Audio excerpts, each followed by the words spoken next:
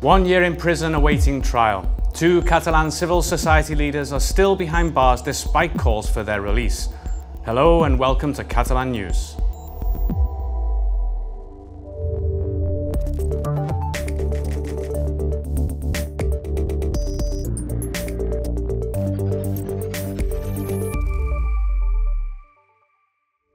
"365 days in prison. Jordi Sánchez and Jordi Cuixart were jailed on October the 16th, 2017 and have been locked up ever since. Today, people again took to the streets to demand their release. We'll go there now and we'll also explain the latest political clash between Madrid and Barcelona, this time to do with the Spanish king. Jordi Sánchez and Jordi Cuixart face up to 30 years in prison for leading pro-independence demonstrations last year.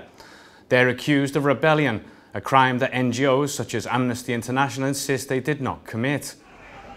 These are the latest images of the 2 civil society leaders we have. They show them waving to the crowds before entering the Spanish National Court exactly 1 year ago. Cuixart and Sánchez have not been seen since then. But there have been constant protests to demand their release all year, with one of the latest taking place today in Brussels in front of the European Parliament. Yet the largest protests are set for this evening in central Barcelona and in front of the Lledoners prison where they're being held. Our colleague Rachel Bathgate is at the protest in Barcelona. Rachel, these 2 men were jailed 1 year ago. How are spirits at today's event? Yes, hi Neil. So I'd say that the atmosphere here and the spirits here are more resolute, I would say more determined than, for example, other protests that we've seen recently in Barcelona that have been more so for pro-independence movement. So as you can see, pro-independence organizations have been handing out banners that say 1 year of shame, 1 year of dignity, we will not give up in Catalan. People are wearing yellow, which is a color that has come to symbolize solidarity with those in prison and exiled abroad pro-independence Catalan leaders. And as well, we're seeing many esteladas pro-independence Catalan flags, many banners, many photos of those who are in prison or abroad, and as well as that, the word on everybody's lips tonight is the Jordis.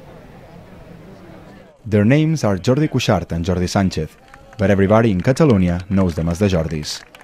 1 year ago, these 2 activists became the first pro-independence leaders to enter prison for a referendum held despite Spain's opposition. They were the first of many. The then Vice President, several ministers, as well as the former Parliament Speaker would subsequently be sent to jail. Others, like former President Carles Puigdemont, would leave the country to seek exile abroad. Accused of violent rebellion, the Jordis have repeatedly denied the charges and insist they are committed to achieving independence by peaceful means. In the run-up to the referendum, the Jordis were the leaders of the 2 leading pro-independence grassroots organizations in Catalonia, Òmnium Cultural and the Catalan National Assembly, the same groups that organize the mass pro-independence demonstrations every year for Catalonia's National Day. And it was for a protest that they were sent to jail. Just a few days prior to the referendum, Spanish police raided Catalan government buildings to halt preparations for the vote. Pro-independence supporters protested en masse. The Jordis called on people to stay calm, formed a safety cordon, and eventually asked people to leave.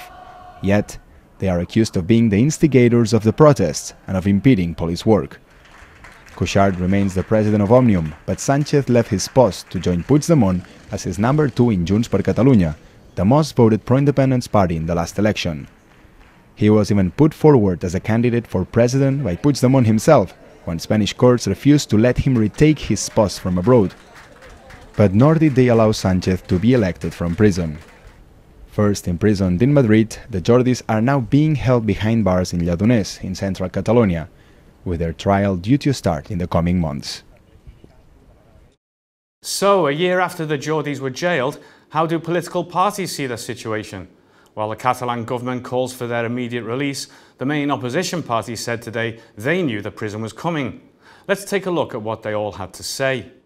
És un exemple de la indecència i la injustícia que estem patint i crec que avui el que hem de recordar és que Amnistia Internacional ho ha tornat a dir. No són les úniques privades de llibertat, però segur que són les que més oportunitats i advertiments han tingut per no trobar-se en la situació que es troben actualment.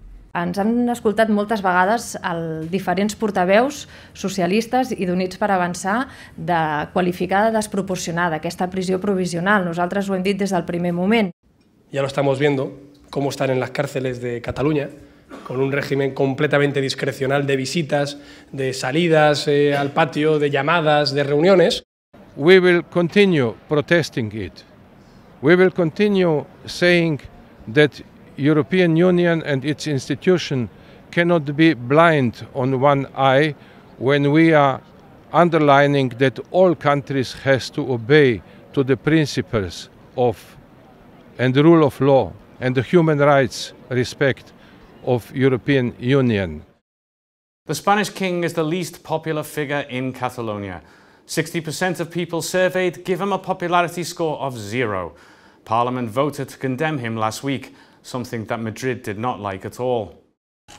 The Spanish king is again the focus of a clash between the Catalan institutions and the Spanish government. The royal household under Felipe VI was given a score of 0 by 60% of the Catalans surveyed in a recent poll. Overall, the monarchy got a popularity score of 1.8 out of 10. So it was no surprise that the parliament passed a motion last week against Felipe and calling for the Spanish monarchy to be abolished. Madrid responded by announcing it will take steps to challenge the resolution in Spain's Constitutional Court on Friday. No fue un acierto presentar esa resolución ni votar esa resolución. Creo que es bueno que se respeten las instituciones del Estado y que se respete especialmente la jefatura del Estado. The announcement by Spain's cabinet got a quick response from the Catalan executive, which emphasized what the parliament represents. I repetir això, el Parlament l'escull la gent, expressa la voluntat popular, el rei no, i per tant ha d'haver-hi mecanismes en el qual també la societat expressi la seva opinió sobre la Casa Reial. Every visit of the Spanish head of state to Catalonia has been controversial and has prompted demonstrations ever since he made a strong statement against independent supporters in the aftermath of last October's referendum. During his speech, the king made no mention of the people injured by the Spanish police on the day of the vote. Nor has Felipe ever commented on the jailed Catalan leaders, yet one of them, Oriol Junqueras, the leader of the Esquerra party, will get an important visit in the near future from Pablo Iglesias, the leader of the left-wing Podemos party. Iglesias is hoping to persuade the incarcerated former Catalan vice president to support Spain's 2019 budget. Yet so far, the pro-independence parties, whose votes are needed to pass the spending plan in the Congress, have rejected it. They first want to see progress from the socialist executive on an agreed referendum on self-determination, and also steps to free the jail leaders like Junqueras. Science is essential in life. Research improves our health, our knowledge, and makes our lives easier. And that's why promoting research is so important. Catalonia has just given out this year's National Prize for Research, and it went to bioinformatics expert Roderic Guigó for his work on the human genome. Guigó leads a team at Barcelona's Centre for Genomic Regulation, developing software to predict genes and to record genome sequences. Meanwhile, Italian doctor in astrophysics, Neanda Rea, won an award for young talents and defended the presence of women in science. Y también lo que espero es que en unos años a niños y niñas en general, cuando se les pregunta de dibujar qué es un científico, la primera imagen que tengan en la mente no es un hombre blanco y mayor con gafas ahí en el laboratorio, y que igual puedan dibujar una joven mujer con minifalda y esa para ellos sea una científica también. Remaining with science and technology, the IoT Solutions Congress, one of the leading annual meetings for stakeholders in the Internet of Things industry, kicked off in Barcelona today. And you might be wondering what the Internet of Things is. It refers to how seemingly ordinary devices connect to each other and to the Internet to gather and exchange data with the aim of improving our experiences and basically making our lives easier. Running until Thursday at the Fira de Barcelona Convention Centre, the event features 340 exhibitors from all over the world, with a strong European presence, as well as 14,000 visitors. Moving on to culture now, and into the past, to a tragic time. The Holocaust snuffed out many lives, among them that of Charlotte Salomon, but not before she painted hundreds of beautiful pieces, many of which are now on display at an exhibit in Barcelona. Let's take a look. Charlotte Salomon was a German Jewish artist behind hundreds of paintings. She also died when she was 26 years old in Auschwitz at the hands of the Nazis.